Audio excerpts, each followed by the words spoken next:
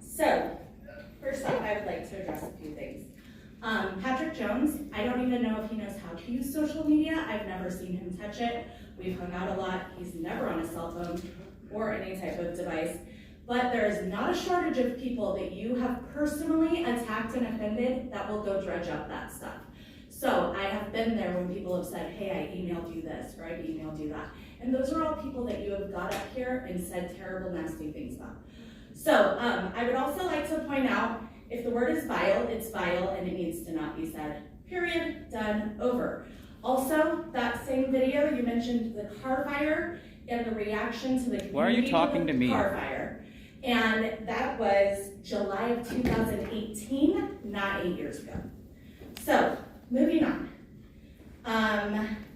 It is great that they would like to write a letter asking the governor not to appoint somebody. As somebody who was part of the walkout and all of the school stuff, when they were masking our kids, we wrote multiple letters to the governor. Guess what? All unanswered. It was not until we formed a group who put pressure on every school board and our local county Office of Education. Tim, you were a huge part of that effort.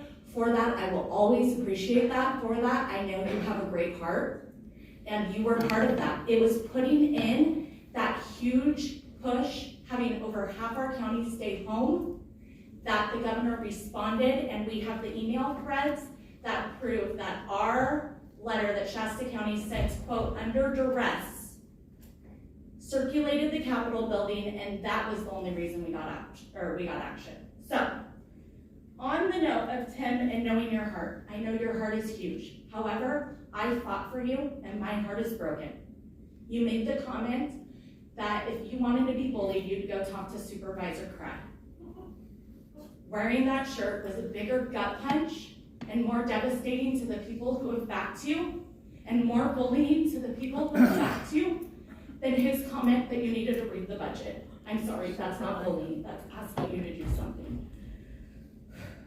Also, speaking of the recall, I think they forgot to mention that whatever her name is, Salters, donated a large sum. We're looking into what that was, and a local union donated over $7,000.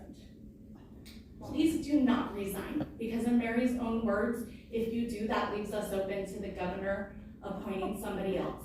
In the meantime, we will try to support this board as a whole, and we will just look for somebody else to run in that district. Thank you, Leslie.